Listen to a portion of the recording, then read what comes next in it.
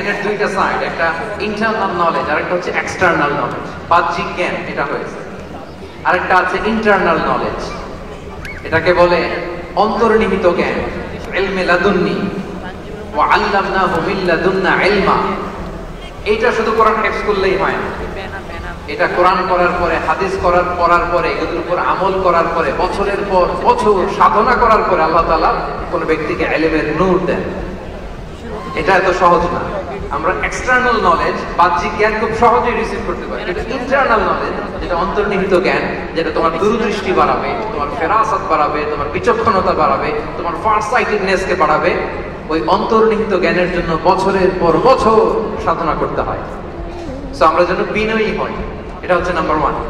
2 number কি বলেছিলাম? সফর। ফানজুরু কাইফা কানা আকিবাতুল মুকাজ্জিবিন। আল্লাহ বলে সফর করো, সিরু ফিল আরদ, ট্রাভেল করো। ট্রাভেল করলে তোমার চোখ খুলে যাবে। তুমি যদি পেট্রাতে যাও, জর্ডানের পেট্রা, তোমার চোখ খুলে যাবে। তুমি যদি ফেরাউনের লাশ দেখে আসো, তুমি অবাক হয়ে যাবে।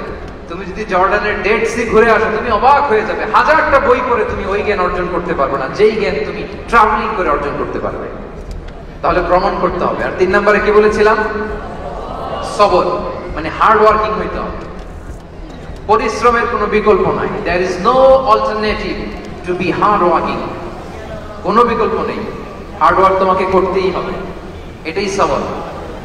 এই 3টা প্রশিক্ষণে আল্লাহ তাআলা মুসা আলাইহিস সালামকে দিয়েছিলেন।